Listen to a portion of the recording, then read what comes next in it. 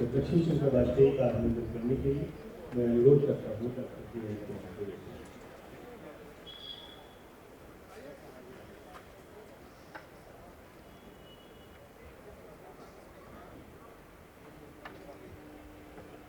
बहुत बहुत स्वागत और अभिनंदन।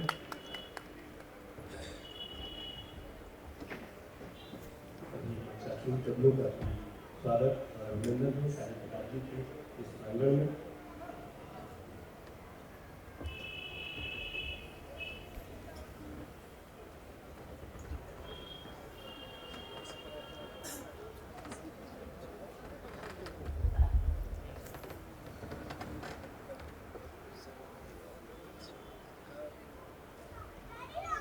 हम जी अभी थोड़ी देर में मंच पर आ जाएंगे।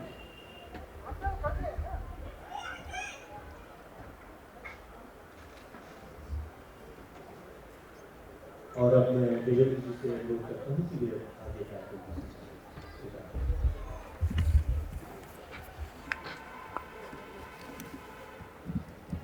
नमस्कार मित्रों, पुस्तकायन के अंतर्गत आयोजित आज के हिंदी कविता पाठ कार्यक्रम में आप सभी का हार्दिक स्वागत है, अभिनंदन है। हमारे सारे कवि मंचासीन हो चुके हैं, एक कवित्री अभी रास्ते में है, थोड़ी देर में पहुंच जाएंगी हमारे बीच। और आज सेकंड लास्ट डे है पुस्तकायन का और कल अंतिम दिन है, उस हिसाब से, और छुट्टी का भी दिन है, ये दोनों दिन, तो इसलिए बहुत इतनी रौनक देख करके अच्छा लग रहा है, इतनी सारी उपस्थिति। क्योंकि वर्किंग डेज़ में जो है थोड़ी सी उपस्थिति कम हो जाती थी तो अच्छा मन को नहीं लगता था कि क्यों नहीं लोग आ रहे हैं। लेकिन आप लोग कविता सुनने के लिए इतनी बड़ी संख्या में सामने बैठे हुए हैं और पंडाल के आसपास भी दुकानों पर जो लोग हैं वो लोग कविता पाठ का आनंद लेंगे। साथ ही ये उम्मीद है कि हमारे कवि उनको अपने शब्दों से अपनी ओर खींचने में कामयाब होंगे।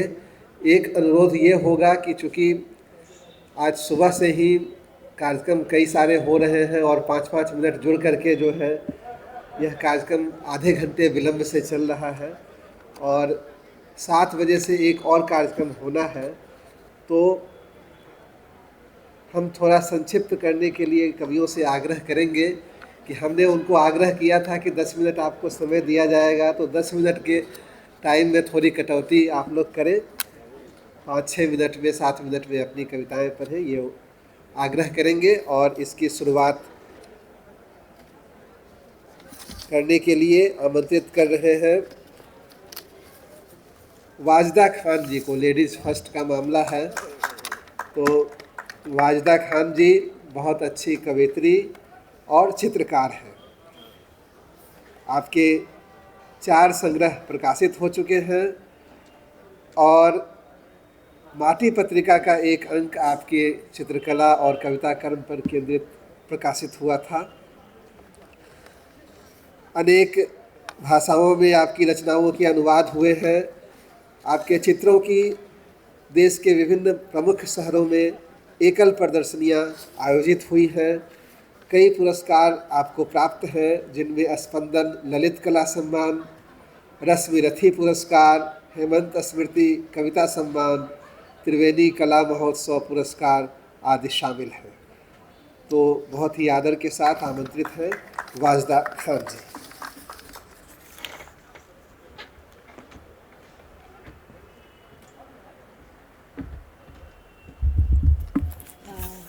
बहुत शुक्रिया मंचासीन मंच और सभा में उपस्थित सभी विद्वजन, आप सभी को मेरा बहुत बहुत नमस्कार।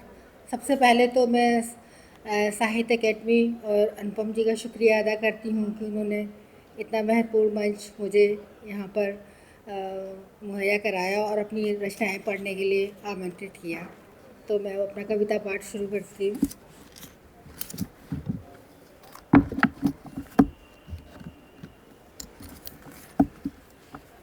मेरी पहली कविता का शीर्षक है क्या चाहते वर्जनाएँ हैं। चाहते इतनी गहरी थीं, काली रातों से भी ज़्यादा गहरी, कि कुछ सुझाई न दे, और इतनी गहरी कि घुल मिल जाएं रक्त मज्जा के साथ कि ढूंढना नामुमकिन हो जाए। कैसे दौड़ लगाती हैं चाहते देह में धमनियों में दौड़ते रक्त के साथ। कैसे तैरती हैं रूह के भीतर अपने जज्बात रखकर, जैसे आसमान में तैर रहे हों बादल, जैसे परिंदों का झुंड उड़ान भर रहा हो, जैसे क्षितिज पर समंदर से गले मिल रहा हो सूरज। कैसे बेचैन होती हैं चाहते ज्वार भाटा से, क्या वो भी जान से बंधी हैं।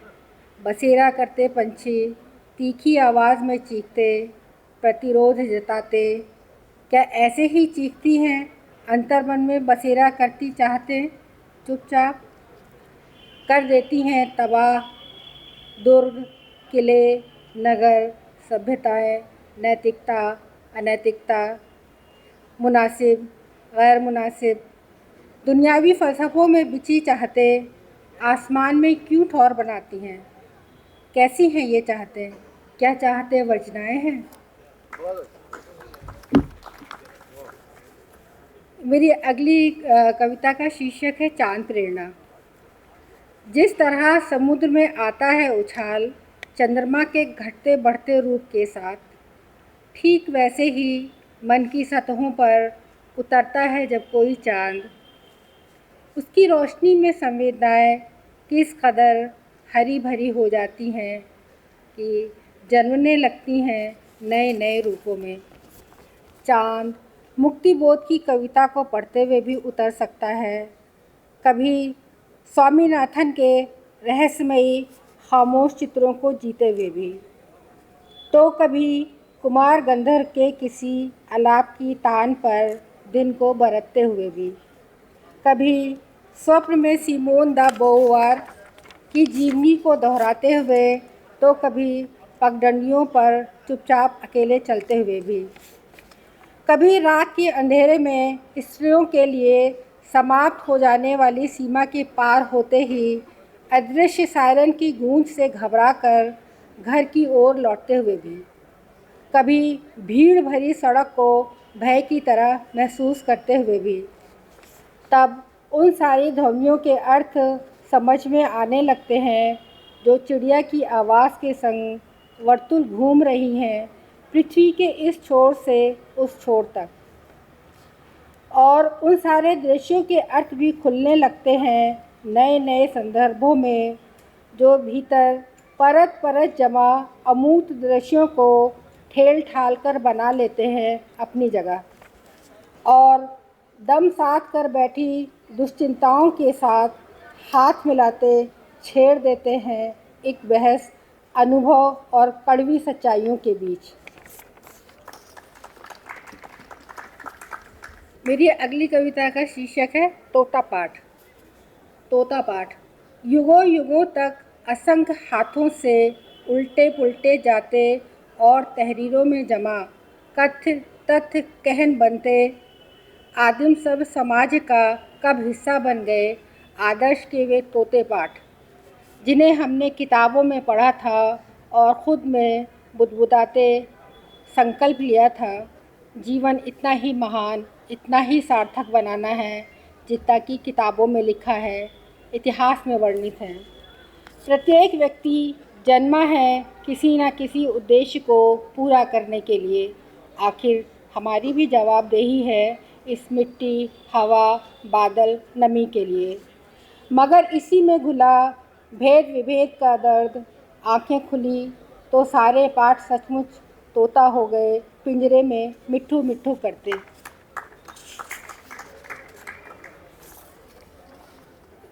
इस कविता का शीर्षक है कुछ सच्चाइयाँ कुछ झूठ। केवल मिसाइलें ही गहरे मारक असर नहीं करती, जीवन में और भी बहुत कुछ है गहरा और असरदार। कभी उतरो जो उन गहराइयों में जहाँ बेहद अंधेरा है, कहीं है चिड़िया की एक आवाज़, तो कहीं चट्टानों की पीछ दबा कोई रंग, तो कहीं दरारों में बिंधा कोई रुदन। निश्चित रूप से हर असर गहरा अंधेरा नहीं होता, मगर जो गहरा और असरदार है उनमें से कुछ सितारों के साथ तो कुछ दूसरे ग्रह के सूर्य के साथ छप जाते हैं, पानी से लेकर उन हवाओं तक जो पिछली सदी और उससे भी पिछली सदी में और आज तक एक जैसी हैं। आँखों का पानी भी एक जैसा है,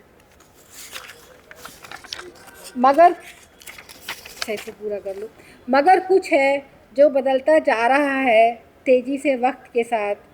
देख पाती हूँ आँखों के भीतर चमकती धूप में, पाती हूँ तब कुछ सच्चाइयाँ, कुछ झूठ, कुछ गणनाएँ, कुछ तथ्य, बहुत सारी चुप्पियाँ और तबाह कर देने वाला एक स्याह जुनून। शुक्रिया।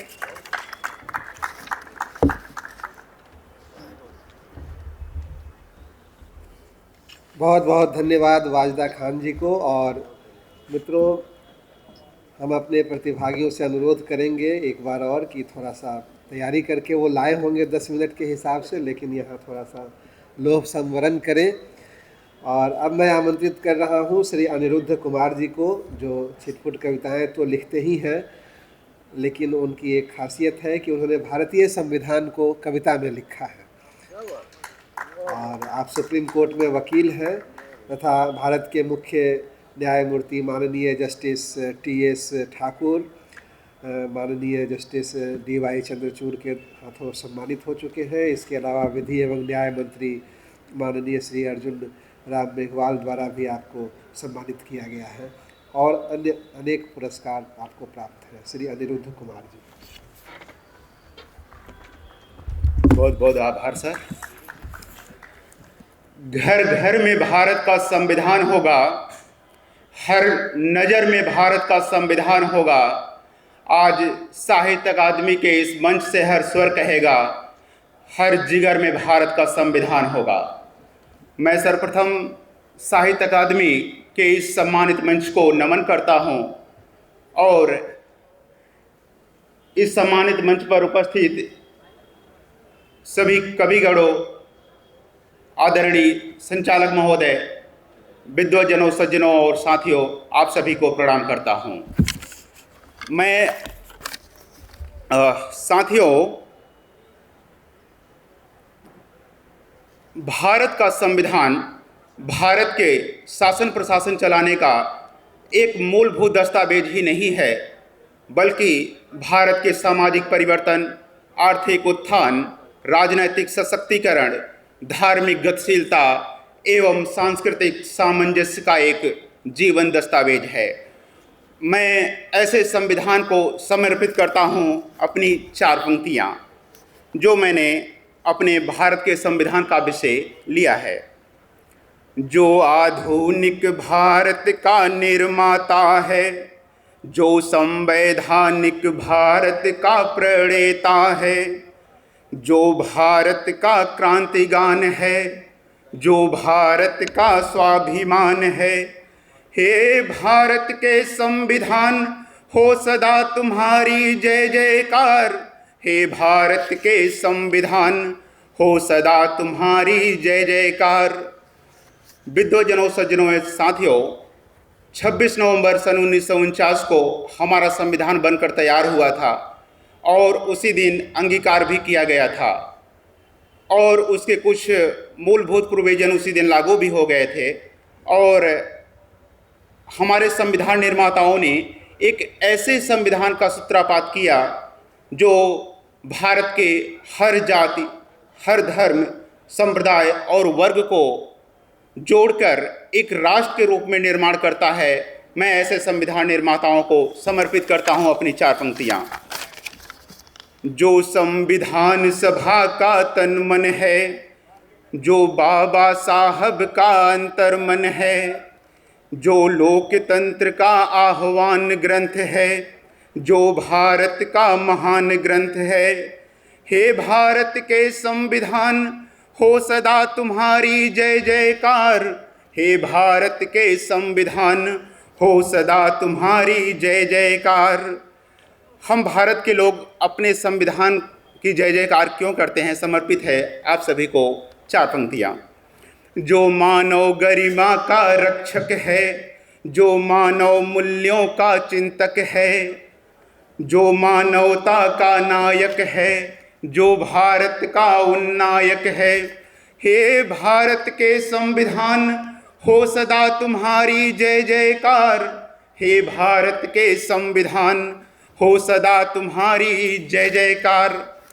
हमारा संविधान हमें मूलभूत अधिकार दिया है और हमसे कुछ अपेक्षाएं भी रखता है। प्रस्तुत है 4 पंक्तियां। जो मौलिक अधिकारों का रक्षक है, जो मौलिक कर्तव्यों का चिंतक है, जो नीति निदेशक तत्वों का स्रोत है, जो नव भारत का ज्योत है।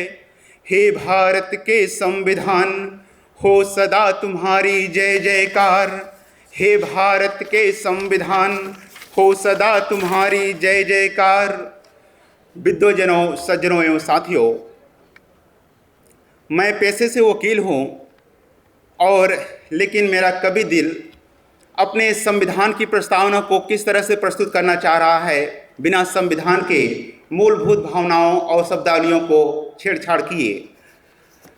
संविधान की प्रस्तावना संविधान की है भावना, जो संविधान निर्माताओं के उद्देश्य की है आईना।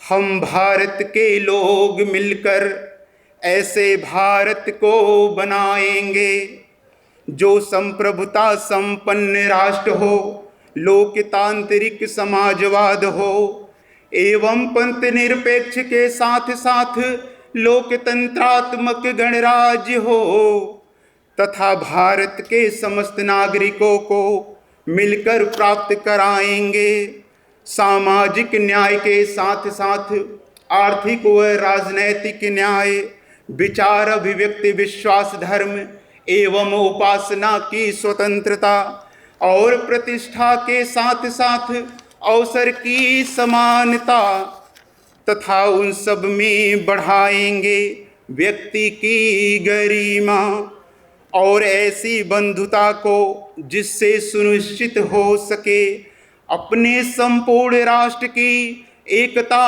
और अखंडता। ऐसे उद्देश्य की प्राप्ति हेतु, समष्टि के कल्याण हेतु हम दृढ़ संकल्प होकर आज 26 नवंबर 1949 को अपने इस संविधान सभा में अपने इस संविधान को अंगीकृत, अधिनियमित और आत्मार्पित करते हैं। अंगीकृत, अधिनियमित और आत्मार्पित करते हैं। और अंत में हम आह्वान के रूप में 4 पंक्तियां आप लोगों के समक्ष प्रस्तुत करना चाहते हैं और चाहता हूं कि आपके दिलों तक पहुंच सकूं। संविधान संग हम चले, विधान संग हम चले। संविधान संग हम चले, विधान संग हम चले। लोकतंत्र संग हम चले, न्याय संग हम चले। संविधान की जय हो, न्याय की विजय हो। संविधान पथ के मार्ग पर बढ़े चलो, बढ़े चलो। संविधान पथ के मार्ग पर बढ़े चलो, बढ़े चलो। आप सभी का बहुत बहुत आभार।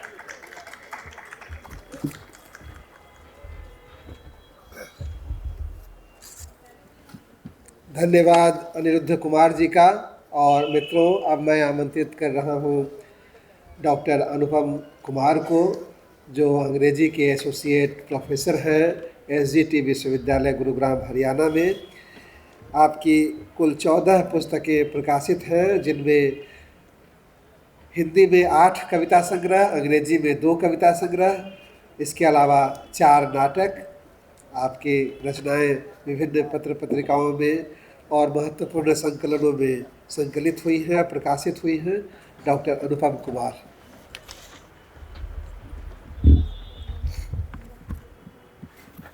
प्रणाम। प्रत्यक्ष जो हैं और जो यूट्यूब पर देखेंगे, जो दूर हैं, मंच पर आसीन हमारे अग्रज अनुपम जी, मैं अनुपम कुमार हूँ, कुमार अनुपम भी हैं, उन्होंने आमंत्रित किया है, मित्र हमारे। मेरी 3 बेटियाँ आई मेरे साथ। सुबह में कहा कि पापा ये आज किस तरह की कविता आप सुनाएंगे आप। मैंने कहा नारी का सम्मान के लिए, नारी के लिए कुछ कविताएँ मैंने जो लिखी हैं वो मैं आपको सुनाता हूँ। सबसे पहले माँ पर मैंने एक संग्रह है मेरा, तो माँ के लिए मैं एक कविता पहले सुनाता हूँ। माँ नहीं रही 2019 में।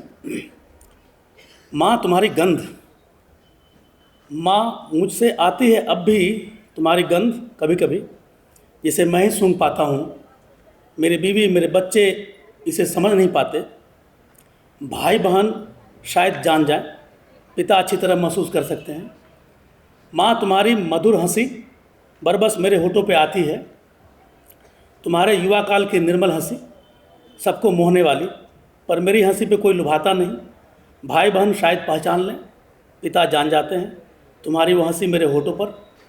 माँ तुम्हारी मधुर आवाज़, तुम्हारा सुरीला गान, कोकिल कंठी तान मेरे गले से बरबस प्रस्फुटित कैसे हो जाती है, मुझे कभी पता नहीं चला। भाई बहन चाहें तो सुन सकते हैं, पिता अवश्य जानते हैं तुम मुझ में गाती हो। माँ तुम्हारी गंध, तुम्हारी हंसी, तुम्हारी आवाज़ सुरक्षित है मुझ में जब तक मैं ज़िंदा हूँ। माँ, जब तक मैं ज़िंदा हूँ। माँ को जब याद करें, अब पत्नी को अगर आप नहीं मानेंगे तो फिर परेशानी बढ़ जाती है।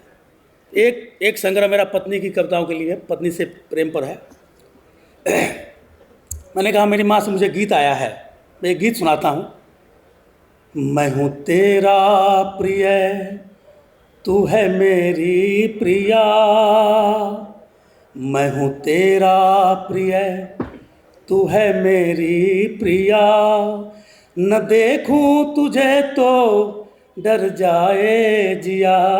मैं हूँ तेरा प्रिय, चांद चेहरा तेरा, चांदनी तेरा नूर। रह पाऊँ न मैं अब तुझसे तो दूर। हीरा मैं तेरा, तू मेरा कोहिनूर। मैं सूरज हूँ घर का, तू है एक दिया। सूरज के लिए बहुत हम लोग परेशान रहते हैं, दिया की कीमत नहीं जान पाए हैं। भौतिकवाद में यही परेशानी रही है। मैं सूरज हूँ घर का, तू है एक दिया। न देखूं तुझे तो डर जाए जिया। मैं हूँ तेरा प्रिय, जीवन हो मुश्किल तो समाधान तू। जीवन के सौंदर्य का परिधान तू। जीवन है करबला तो बलिदान तू। फूल परिवार का है, फूल परिवार का है, तुमसे खिला। न देखूं तुझे तो डर जाए जिया। मैं हूँ तेरा प्रिय, हंसी तेरी प्रेम के दीप जलाए। प्रेम दीप मुझको तो राह दिखाए। दुख के अंधेरे मेरे पास न आए, क्योंकि जीवन के अंधेरे को तुमने पिया। न देखूं तुझे तो डर जाए जिया। मैं हूँ तेरा प्रिय। अच्छा, एक किताब पुरानी है मेरी, याद प्रेम के पीर की। समय का ध्यान रख रहा हूँ मित्र मैं। प्रेमिकाओं के लिए बस एक पुस्तक है, याद प्रेम की पीर की, अमेजन पे है। एक कविता पढ़ूंगा बस, उससे ज़्यादा नहीं, बेटियाँ भी बड़ी हो रही मेरी अब। बीते समय की कील पर टांग दी है मैंने तुम्हारी यादें। शीर्षक है यादें। बीते समय की कील पर टांग दी है मैंने तुम्हारी यादें। मुरझाए फूल की तरह सिकुड़ कर रह गई है अब इसकी खुशबू। धुमिल पड़ गए हैं इसके लिखे शब्द, इसकी लिखावट।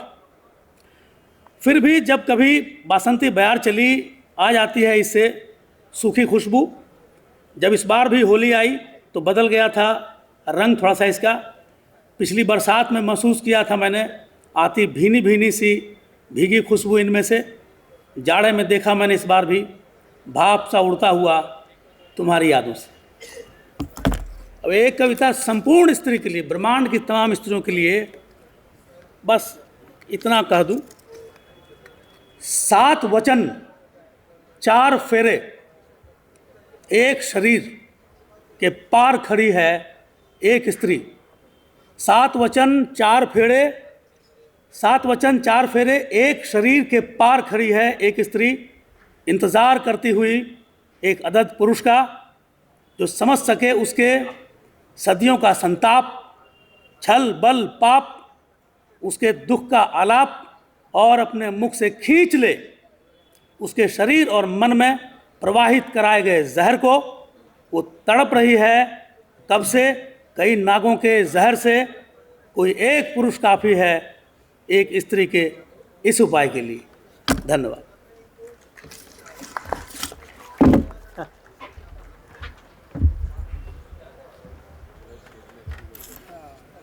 बहुत बहुत धन्यवाद अनुपम जी को। और मित्रों, अगले कवि को बुलाने के पहले मैं स्वागत करना चाहूँगा, अभिनंदन करना चाहूँगा। हमारे बीच पूनम तोसामर जी उपस्थित हुई हैं।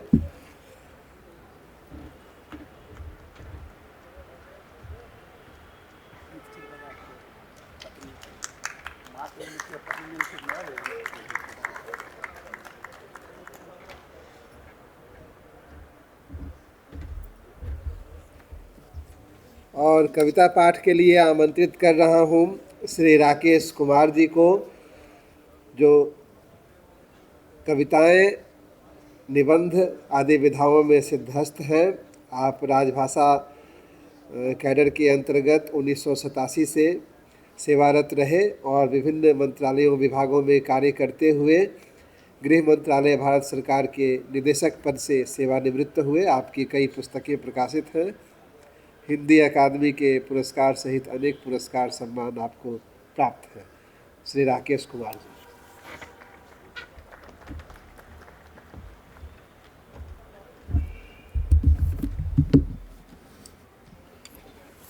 धन्यवाद।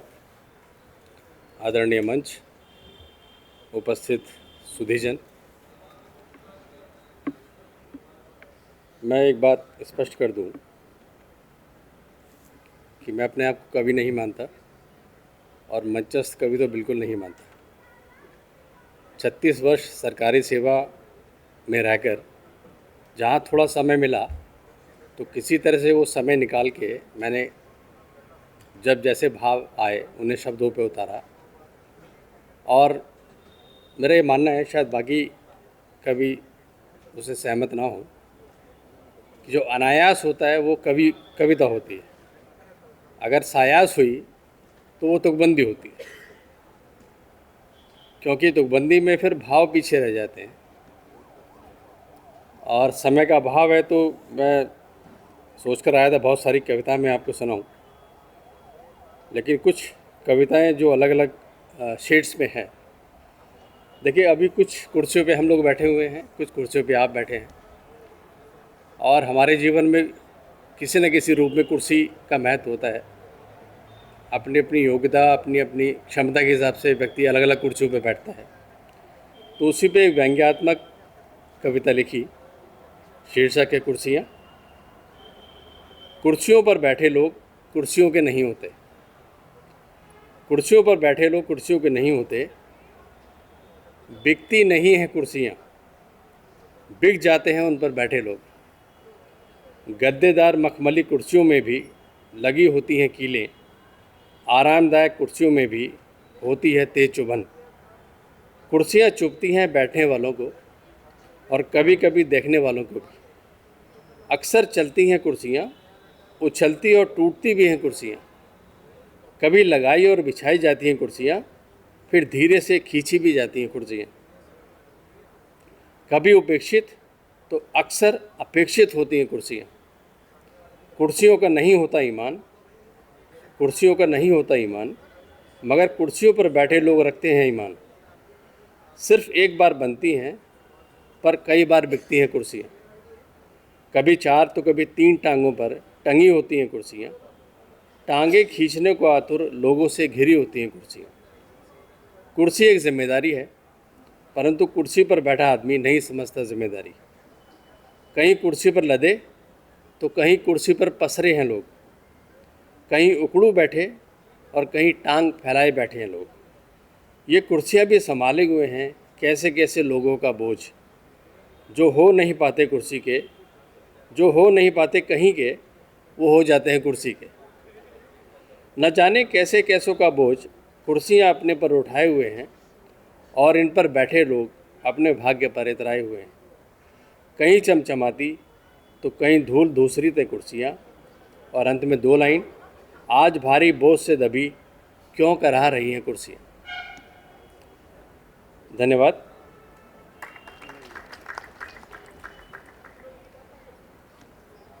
अगली कविता सूरज। एक मानसिक द्वंद्व है, उससे कविता उठती। मैं सूरज हूँ, रोज़ सुबह उगता हूँ।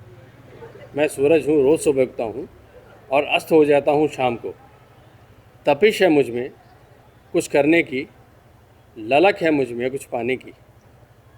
कभी कभी जलाता है सूरज, कभी कभी जल जाते हैं लोग सूरज से। लेकिन सूरज की जलन खुद नहीं उसे होती, क्योंकि सूरज की ऊष्मा सूरज के लिए नहीं होती।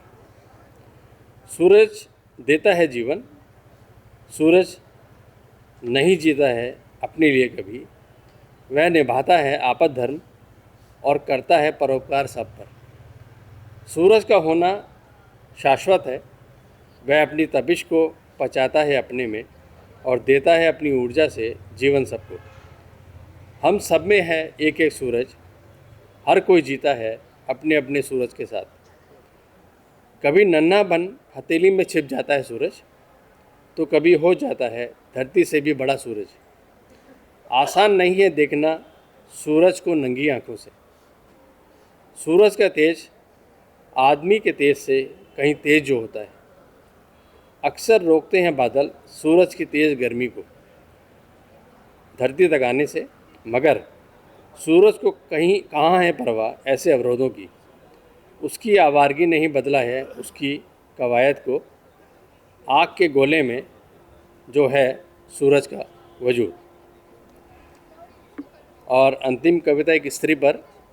स्त्री क्या है और उसे हम किस रूप में कैसे कैसे लेते हैं, संक्षेप में कविता के बाद अपना कविता पाठ समाप्त करूँगा। शीर्षक है स्त्री का होना। आसान नहीं होता स्त्री होना। आँखों से बहते आबशार, सूखे होठों की उदासी, चेहरे पर पसरी वीरानी और नींद न आने के बाद वाली एक लंबी थकान। अक्सर गीली हो जाने वाली पलकों का भारीपन कहता रहता है लंबी कहानी स्त्री होने की। तभी तो कहते हैं आसान नहीं होता स्त्री होना। दिन रात का होना, सूरज का उगना और ढलना, चांद का निकलना और फिर ठहर सा जाना आसान है कितना। आकाश में टिकी एक आस है स्त्री, कहने को किसके पास कितने पास है स्त्री, पर सबसे दूर है स्त्री। शायद स्त्री का होना नहीं होता सबके लिए। स्त्री कभी स्वीकृत तो कभी तिरस्कृत होती है, किंतु स्त्री का वजूद नहीं होता कभी तिरस्कृत। ज़रूरी होता है स्त्री का होना। हर क्रिया प्रतिक्रिया में मौजूद रहती है स्त्री। हवन में गिरती समिधा, समिधा से उठकर विलीन होता धुआं है स्त्री। हमेशा निर्विकार निहारती एक दमित मौन है स्त्री। धन्यवाद।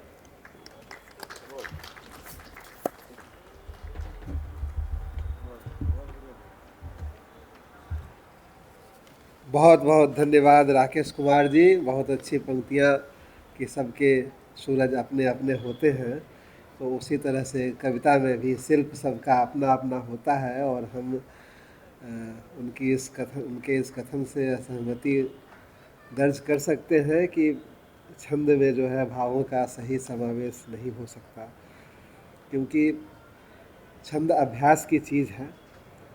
अभ्यास में बहुत से लोग कविताओं में बातें भी करते हैं। कोई ज़रूरी नहीं कि भाई वो बैठ करके छंद पूरा करें तभी छंद पूरा होगा। खैर, अब मैं आमंत्रित कर रहा हूँ पूनम तुसामर जी को। पूनम तुसामर जी कवित्री, कथा लेखिका और आलोचक हैं। दलित साहित्य और स्त्री विमर्श में आपका विशेष योगदान रहता है। आपके अनेक कविता संग्रह प्रकाशित हैं, जिनमें माँ मुझे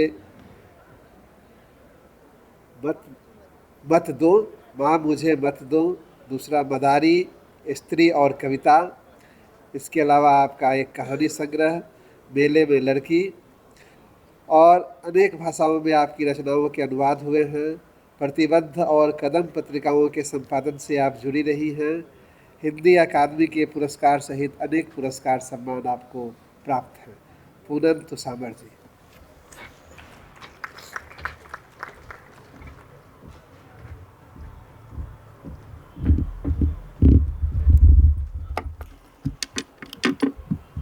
नमस्कार साथियों, पहले तो बहुत अच्छा लग रहा है और बहुत क्षमा के साथ कि मैं अपने से पहले जितने भी कवि यहाँ मंच पर आसीन हैं मैं उनको नहीं सुन पाई, इसका मुझे बहुत खेद है और बस कुछ देर हुई उसके लिए क्षमा। मैं ज़्यादा देर ना करते हुए अपनी कविता शुरू करती हूँ, प्रारंभ करती हूँ। मेरी कविता ये एक छोटी सी पुस्तिका है, इसका शीर्षक ही है स्त्री और कविता, और इसमें ज़्यादातर जो कविताएं हैं वो स्त्री प्रधान कविताएं ही हैं। तो इसकी मैं जो शीर्षक वाली जो कविता है पहले मैं उसी का पाठ करूंगी।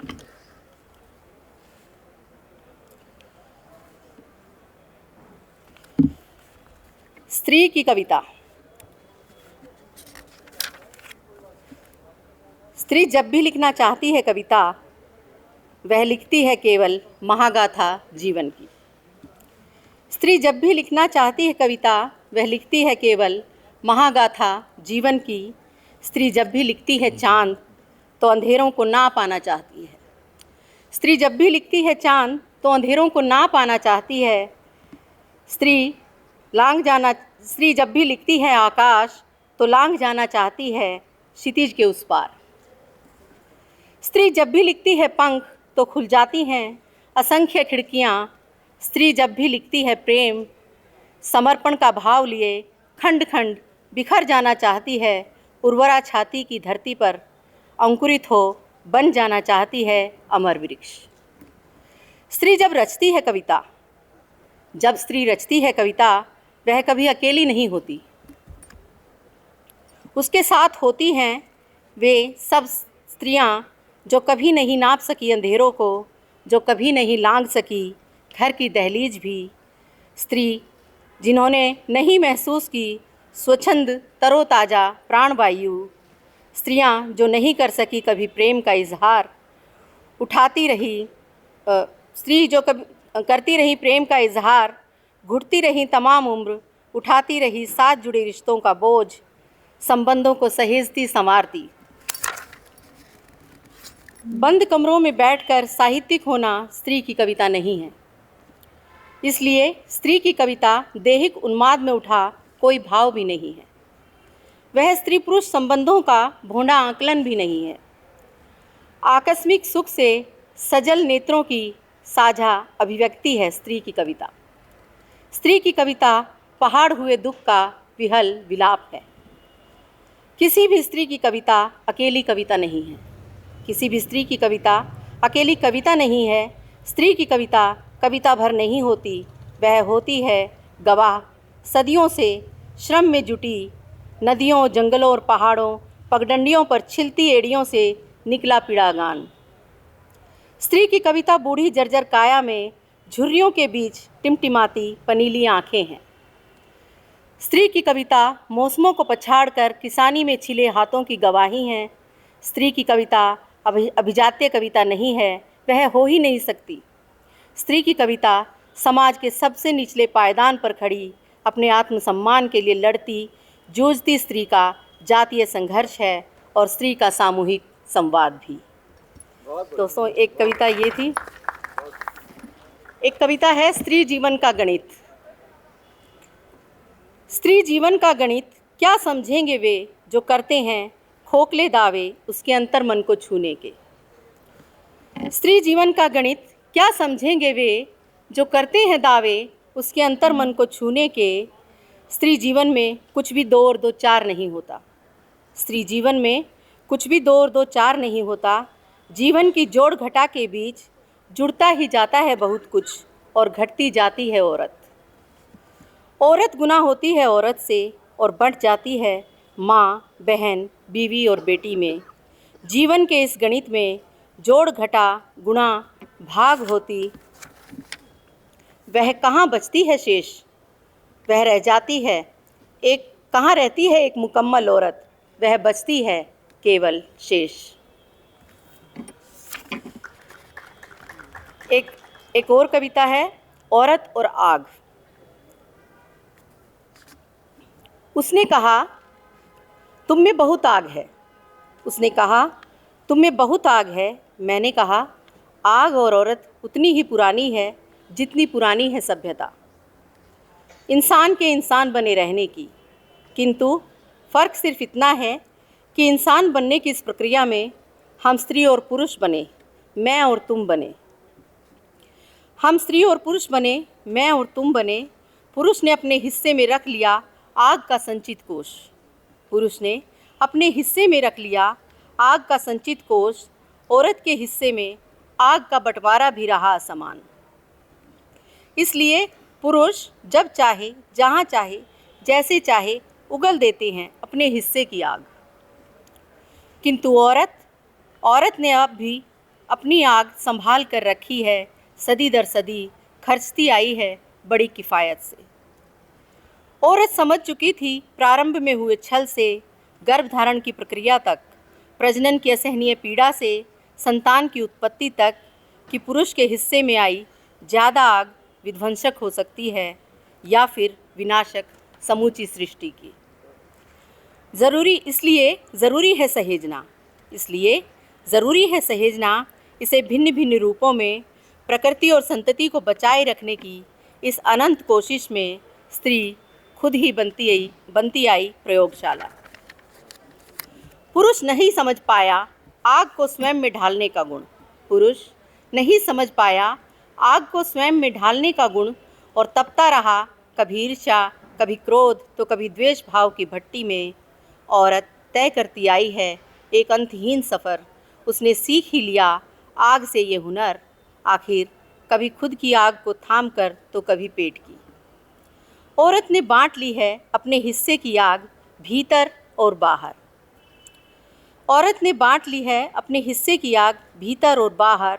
कुछ आग रख छोड़ी है दिल के किसी अंधेरे गीले कोने में, ताकि सुलगती रहे धीरे धीरे उतनी ही जितनी ज़रूरी है रिश्तों की गर्माहट के लिए। औरत और आग। कुछ आग रख छोड़ी है उसने अपने घर के आले में। कुछ आग रख छोड़ी है उसने अपने घर के आले में, ताकि सदियों से रोशन रहे घर का आंगन। कुछ आग दे दी घर के चूल्हे को, ताकि घर में जलता रहे चूल्हा, मिलता रहे निवाला, शांत करने को सबके पेट और जीवन की शाला। हो गया? चलिए जी, बहुत बहुत शुक्रिया, बहुत धन्यवाद।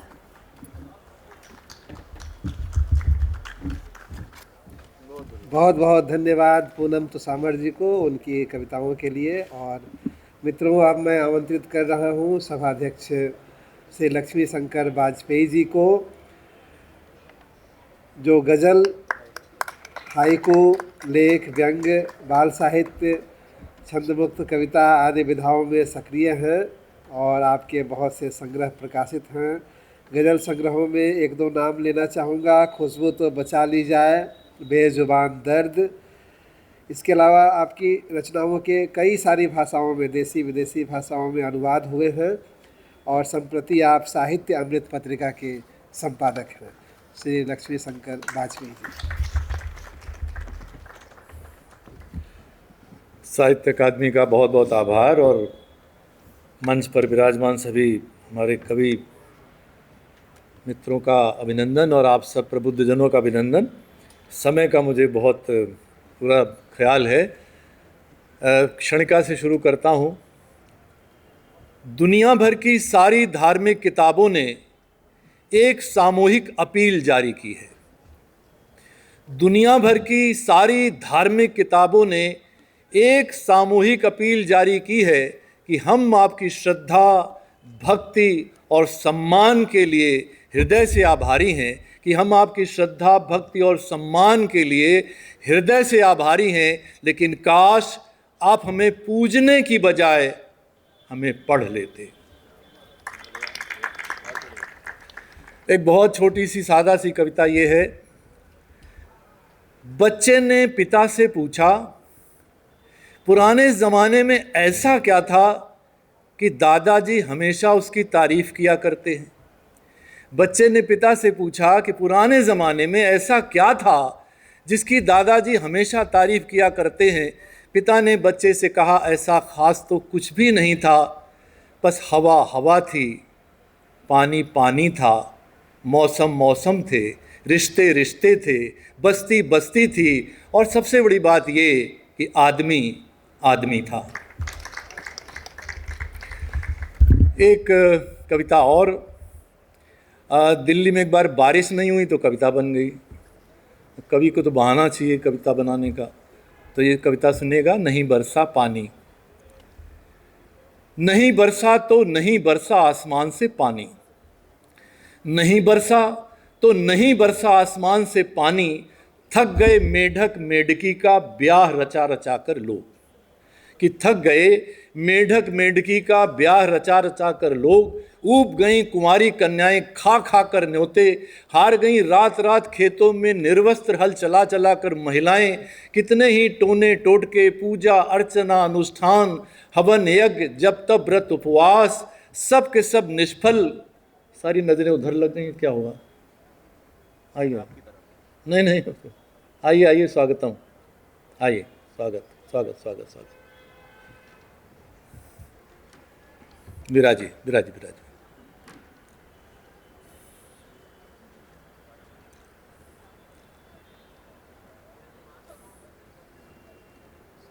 हाँ जी, दोबारा शुरू करता हूँ, प्लीज बैठ जाइए जी, बैठिए बैठिए। नहीं बरसा तो नहीं बरसा आसमान से पानी, थक गए मेढक मेढकी का ब्याह रचा रचा कर लोग, ऊब गई कुंवारी कन्याएं खा खा कर न्योते, हार गई रात रात खेतों में निर्वस्त्र हल चला चला कर महिलाएं, कितने ही टोने टोटके पूजा अर्चना अनुष्ठान हवन यज्ञ जप तप व्रत उपवास, सब के सब निष्फल। नहीं बरसा तो नहीं बरसा आसमान से पानी, कि नहीं बरसा तो नहीं बरसा आसमान से पानी, यूं बरसने को रात दिन बरसती हैं सड़कों से दुर्घटनाएं, यूं बरसने को रात दिन बरसती हैं सड़कों से दुर्घटनाएं, राजनीति से बरसती है बेशर्मी, नौकरशाही से बरसता है निकम्मापन, न्यायालयों से बरसती है अपराधियों के लिए निश्चिंतता, चैनलों से बरसती है फूहड़ता, विज्ञापनों से बरसता है लालच, धर्मों के ठेकेदारों से बरसती है नफरत, दरिंदों के हाथों बरसती है मौत, हर तरफ से बरसता है डर, आम आदमी की आंखों में बरसती है लाचारी। नहीं बरसता तो बस आसमान से पानी।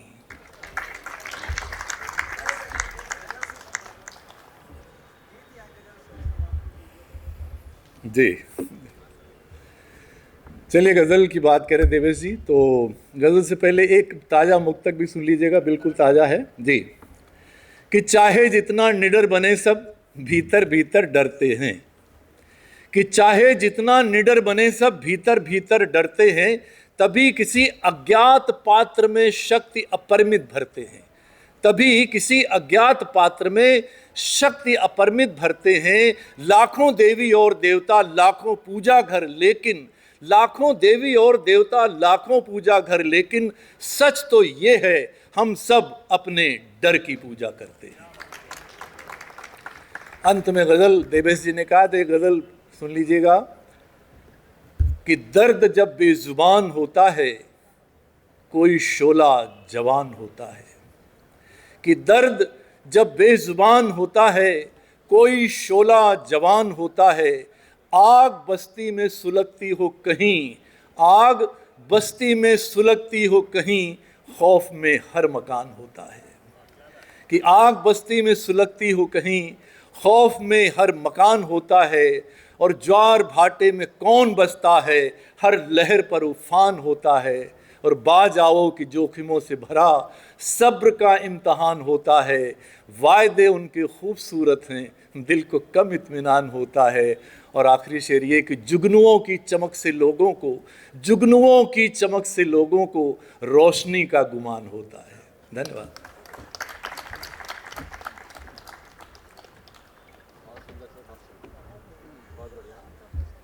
बहुत बहुत धन्यवाद लक्ष्मी शंकर वाजपेयी जी को। मित्रों, इसी के साथ मैं हमारे सभी कवि प्रतिभागियों को धन्यवाद देना चाहूँगा अकादमी की तरफ से कि वे हमारे आमंत्रण को स्वीकार कर इस कार्यक्रम में शामिल हुए और अपनी कविताओं से हमें समृद्ध किया। वाजपेयी जी ने पंक्तियाँ पढ़ी कि दर्द जब बेजुबान होता है कोई शोला जवान होता है। मित्रों, आप सभी जानते हैं कि दर्द जब बेजुबान होता है तो कविता फूटती है। कविता का जन्म ही वहीं से हुआ है और लगातार हमारे सारे साहित्यकार, कवि, शायर इस जुगत में लगे हैं कि किस तरह से जो लोग अपने को अभिव्यक्त नहीं कर सकते, अपनी वाणी को निःसृत नहीं कर सकते, मूक हैं, उनकी दर्द को जो है जुबां दी जाए। और अकादमी इस कार्य में सभी साहित्यकारों को अपने साथ लेकर चलती है और इस तरह के आयोजन लगातार करते रहती है। आज का यह कार्यक्रम अकादमी के YouTube चैनल पर लाइव प्रसारित हुआ है और वह लिंक आप सबको उपलब्ध हो जाएगा। आपसे अनुरोध होगा कि आप उसे ज़रूर अपने दोस्त मित्रों के बीच शेयर करें ताकि अधिक से अधिक लोग इस कार्यक्रम का ही नहीं, अकादमी के द्वारा आयोजित जो पहले के भी कार्यक्रम हैं उनका भी आनंद उठा सके। और आप सबसे एक बार पुनः अनुरोध होगा कि पुस्तकायन इस छोटे से पुस्तक मेले का कल अंतिम दिन है और छुट्टी का भी दिन है, रविवार है। आप सब अधिक से अधिक अपने साहित्य प्रेमी मित्रों को इस आयोजन की सूचना दें ताकि अधिक से अधिक लोग यहाँ उपस्थित हों और पुस्तकों के साथ अपना नेह नाता जोड़ सकें। बहुत बहुत धन्यवाद। नमस्कार।